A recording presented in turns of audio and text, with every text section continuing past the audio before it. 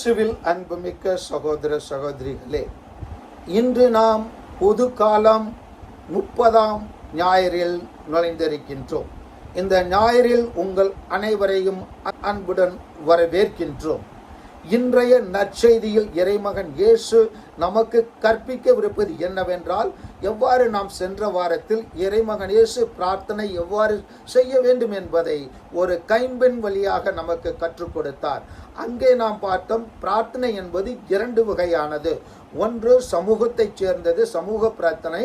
இன்னொன்று தனியாக செயல்படும் தனி பிரார்த்தனை என்று நாம் பார்த்தோம். இன்று இறைமகன் இயேசு தனி பிரார்த்தனை எவ்வாறு செய்ய வேண்டும் என்பதை நமக்கு ஒரு உவமையின் வழியாக எடுத்து காட்டுகின்றார். இந்த உவமையில் 3 பேர்கள் இருக்கின்றார்கள். ஒன்று இறைவன் இருக்கின்றார், ஒன்று பரிசு இருக்கின்றார், மூன்றாவது ஒரு வரி வசூல் செய்கின்றவர் இருக்கின்றார். இந்த 3 பேர்களுக்கும் இடையே பிரார்த்தனை என்ற ஒன்று செயல்பாடு நடைபெறுகின்றது.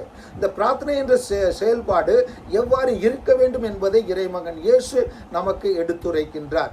இந்த பிரார்த்தனை என்பது நாம் சென்ற வாரமே நாம் அழகாக அதனுடைய பயன்களையும் எவ்வாறு செய்ய வேண்டும் என்பதையும் நாம் பார்த்திருக்கின்றோம். இன்று அதனை இறைமகன் இயேசு எவ்வாறு மக்கள் வந்து இறைவனிடம் வேண்டுகின்றார்கள் என்பதை எடுத்துரைத்து நம் வாழ்க்கையில் எவ்வாறு பிரார்த்தனை ஜெபம் இருக்க வேண்டும் என்பதை அழகாக எடுத்துரைக்கின்றார். இங்கே ஒரு பரிசேயர் இறைவனிடம் வந்து தன்னுடைய பிரார்த்தனையை எடுத்து வைக்கின்றார். அந்த பிரார்த்தனை என்பது தன்னையே புகழும் ஒரு பிரார்த்தனையாகவும், தான் செய்கின்ற செயல்களையே பெருமைப்படுத்தி காட்டுவதாகவும், அவர் எவ்வாறு திருச்சபைகளுக்கு, அதாவது கோயிலுக்கெல்லாம் அள்ளி வழங்குகின்றார் என்பதையும் எடுத்து காட்டுகின்றது. இவற்றை இறைவன் ஏற்பதில்லை. மாறாக இறைவன் எவ்விதமான பிரார்த்தனையை, ஜெபத்தை, இறைமன்றாட்டை ஏற்கின்றார் என்பதற்கு அவருக்கு பின் நின்று கொண்டு ஜெபிக்கின்ற அந்த வரி வசூல் செய்கின்ற வரை டாக்ஸ் கலெக்டரை பற்றி இறைமகன் இயேசு பாராட்டி சொல்கின்றார். அவர் என்ன செய்கின்றார்? அவர் தன்னையே தாழ்த்தி தான் ஒரு பாவி என்று ஏறெடுத்து பார்க்க முடியாமல் தலையை கீழே வைத்துக்கொண்டு தலையை கீழ் நோக்கி வைத்துக்கொண்டு அவர் ஜெபம் செய்கின்றார். இந்த ஜெபத்தினை தான் இறைவன் ஏற்பார் என்று சொல்கின்றார்.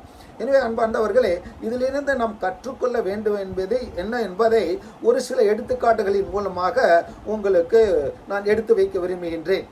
கத்தோலிக்க திருச்சபையில் பலவிதமான புனிதர்கள் இருக்கின்றார்கள். கத்தோலிக்க திருச்சபையில் இருந்த பலவிதமான விஞ்ஞானிகளும் இருக்கின்றார்கள். விஞ்ஞானிகள் யார்? அவர்களுடைய ஸ்டேட்டஸ் பெரியது, அவர்கள் அதிகம் சம்பாதிக்கக்கூடியவர்கள், அவர்கள் பலவிதமான நன்மைகளும் திருச்சபைக்கு செய்திருக்கின்றார்கள். ஆனால் அவர்கள் அனைவரையும் திருச்சபை புனிதர்களாக மாற்றி அழகு பார்ப்பதில்லை. மாறாக எவர்கள் எல்லாம் பாவிகளாக இருந்தார்களோ, பாவியான அந்த வாழ்க்கையை மாற்றி புனிதர்களாக மாற முயற்சி செய்தார்களோ, அவர்களை புனிதர்களாக ஆக்கி அவர்களை அழகுபடுத்தி திருச்சபை பார்க்கின்றது. எனவே நாம் பார்த்தோம் என்றால், விஞ்ஞானிகள் எவர்களை புனிதப்படுத்தி அழகுபடுத்தி பார்ப்பதில்லை. மாறாக எவர்களெல்லாம் இறைவனிடத்திலிருந்து தூரே சென்று விட்டு இறைவனை நோக்கி மனம் திரும்பி வந்து புனித ஒரு வாழ்க்கையை நடத்தினார்களோ, அவர்களைத்தான் புனிதர்களாக ஆக்கி அவர்களை முன்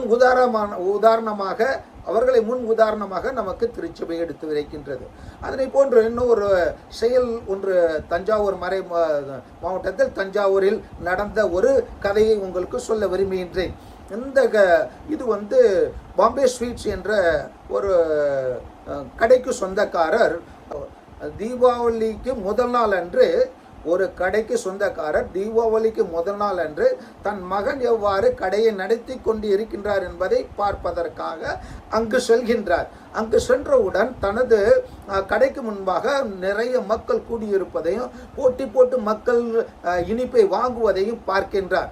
ஆனால் அவர் தன் மகனிடம் சொல்கின்றார், இந்த கடையை உடனே மூடிவிட்டு வீட்டுக்கு வா என்று சொல்கின்றார். அவ்வாறு நல்ல வியாபாரம் நடந்து கொண்டு இருக்கும் பொழுது அப்பா இவ்வாறு சொல்கின்றார் என்று கோபத்துடன் வந்து அவர் தனது ரூமில் சென்று தூங்கி விடுகின்றார். காலையில் ஏந்திருக்கின்றார். காலையில் ஏந்திரித்து வீட்டின் முன்புறம் வருகின்றார். அவங்க வீட்டின் முன்புறத்திலே நுழைவாய்வில் அதிக மற்ற இனிப்பு கடைக்காரர்கள் வந்து அவர் அப்பாவுக்கு நன்றி செலுத்திக் கொண்டே இருக்கின்றார்கள். அப்பொழுது தான் தந்தை தனது மகனுக்கு சொல்கின்றார், மகனே, மற்ற இனிப்பு கடைகளை பார்த்தேன். அந்த கடைகள் எல்லாம் விரிச்சோடி கிடந்திருந்தது. அங்கே குறைந்த மக்கள் இனிப்பு வாங்குவதை கண்டேன். அதே நேரத்தில் நான் நமது கடைக்கு வரும்பொழுது நமது கடையில் ஆயிரக்கணக்கான மக்கள் போட்டி போட்டு நமது இனிப்பை வாங்கி கொண்டிருந்தார்கள்.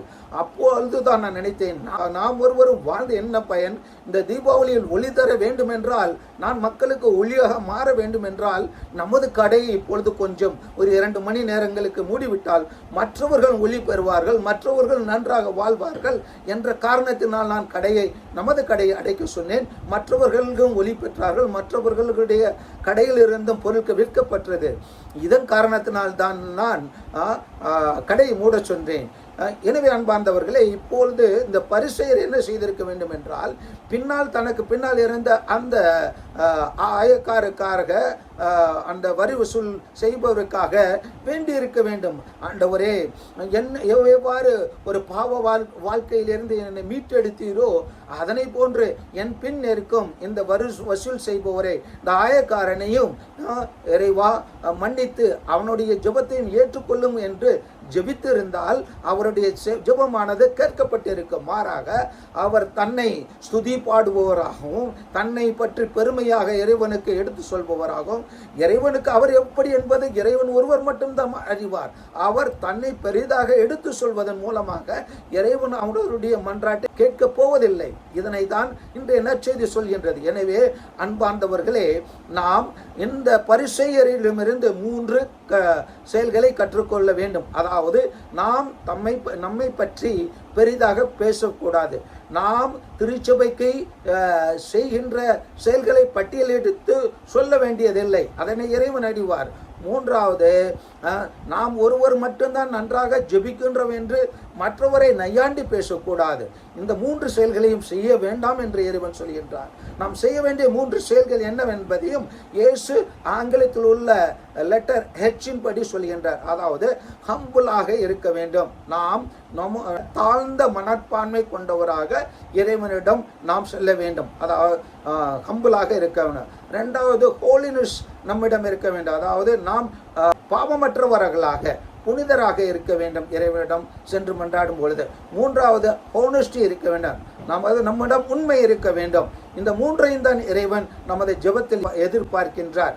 எனவே அன்பார்ந்த இறை மக்களே, இன்றைய தினத்தில் இயேசுநாதர் நமக்கு எவ்வாறு ஜெபிக்க வேண்டும், மன்றாட வேண்டும், பிரார்த்தனை செய்ய வேண்டும் என்று சொல்கின்றார். இதன் மூலமாக நாம் எவ்வாறு புனிதராக மாற முடியும், எவ்வாறு நமது ஜெபம் கேட்கப்படும் என்பதை இறைவன் எடுத்துரைக்கின்றார்.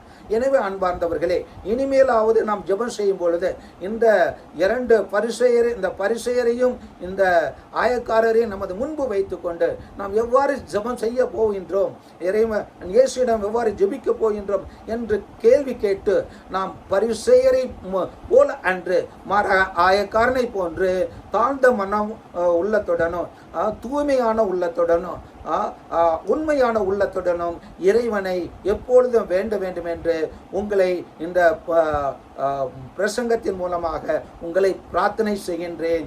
வாருங்கள், இறைவனை நோக்கி இவ்வாறு பிரார்த்தனை செய்ய கற்றுக்கொள்வோம். ஆமென்.